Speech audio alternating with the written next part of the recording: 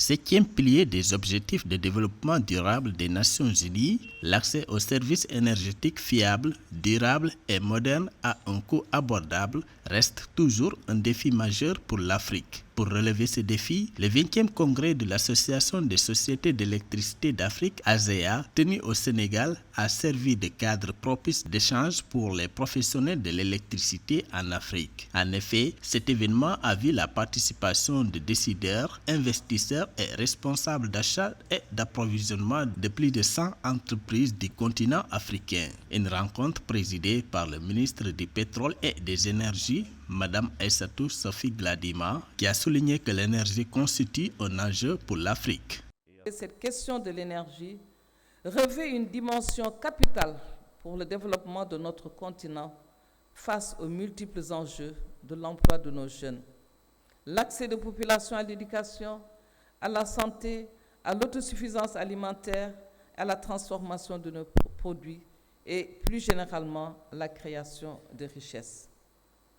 Car 640 millions d'Africains n'ont pas accès à cette énergie, ce qui correspond à un taux d'accès légèrement supérieur à 40%. Au-delà du discours officiel axé sur la nécessité de performance des sociétés d'électricité du continent, le 20e congrès a été marqué par le passage de témoins entre le Zambien Victor Moulenga Mundende et le directeur général de la Sénélec, Papa Mademba Bitèye, qui est désormais le nouveau président de l'ASEA.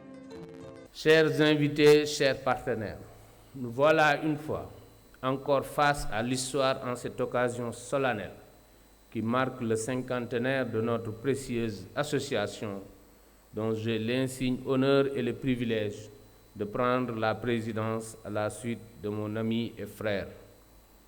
Je mesure ainsi à sa juste valeur les enjeux qui sont devant nous dans un environnement où notre continent est obligé de travailler à la recherche de solutions endogènes pour relever le défi de l'accès aux services énergétiques modernes pour nos villes, pour nos campagnes.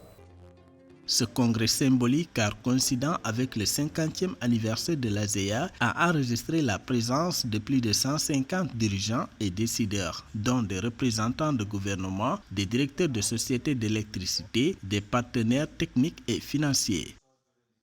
Dans le programme d'exécution des activités du réseau africain des centres d'excellence en électricité, et la vraie dénomination, c'est le renforcement des capacités pour le leadership et la gouvernance du secteur.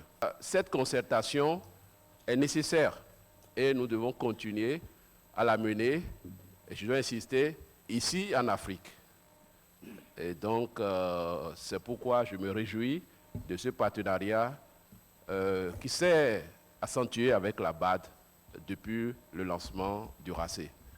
Donc, je vous souhaite la bienvenue et je suis ravi d'avoir les sociétés de toutes les régions de l'Afrique avec nous. Événement haut en couleur, ce 20e congrès de l'ASEA a également été marqué par la tenue d'une exposition avec la présence de partenaires évoluant dans le secteur des énergies. ETEM est une entreprise qui évolue dans le domaine de l'électricité, de droit sénégalais, créé il y a plus de 20 ans. Étant un homme de Serail, introduit dans le domaine de l'énergie, il me fallait concrétiser toute mon expertise pour créer cette entreprise. Nous comptons participer à l'accès universel parce qu'en dehors des travaux, nous importons beaucoup de matériel électrique. Actuellement, nous comptons monter des usines de transformateurs, accessoires des réseaux. Au second jour du congrès de l'ASEA, le volet scientifique a été enrichi par un panel de chefs d'entreprise sur les questions de la digitalisation des compagnies africaines d'électricité. On ne se lance pas dans la digitalisation juste pour la forme, mais il faut regarder les différentes tâches qui sont répétées. Qu'est-ce qu'on peut identifier pour digitaliser, pour faciliter en tout cas et décharger même les gens par rapport aux tâches administratives. Qu'est-ce qu'on peut digitaliser? Au niveau de la Sonabel, nous sommes actuellement sur les paiements électroniques. L'importance de la digitalisation n'est plus à prouver. partout à travers le monde, dans nos pays voisins, nous voyons que c'est un changement. Même s'il a un coût, même si ce changement est coûteux, il s'agit d'un changement nécessaire. Tout en listant les multiples bénéfices qu'apporte la digitalisation, les panélistes se sont aussi appesantis sur les risques sécuritaires et les besoins de formation et de renforcement des capacités qui restent des piliers fondamentaux de toute innovation technologique. Aujourd'hui, c'est la data. Et la data, en fait, l'objet de guerre, c'est la cybersécurité. Et cette cybersécurité-là concerne tout le monde, en premier lieu, parce que qui parle de data parle forcément d'énergie, parce qu'en fait, il n'y a pas de data sans énergie. Ce qui fait que notre secteur est directement lié, en fait, à l'objet de guerre de cette nouvelle civilisation. C'est pour ça qu'on est au centre de la question.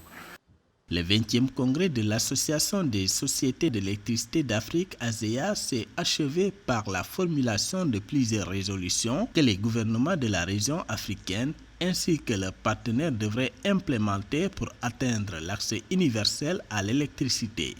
À la lumière des échanges que nous avons eus, le 20e congrès de l'ASEA, tenu à Dakar du 17 au 19 juillet 2022, recommande deux.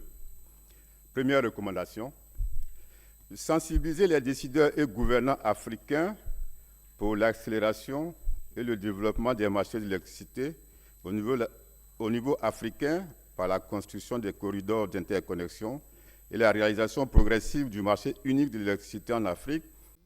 Les travaux du Congrès ont été synthétisés dans un rapport général. Par la suite, 12 recommandations ont été formulées. À noter que la mission de l'ASEA est de réunir toutes les sociétés d'électricité d'Afrique ainsi que toutes les parties prenantes afin de rendre l'électricité plus accessible, fiable et abordable pour les populations.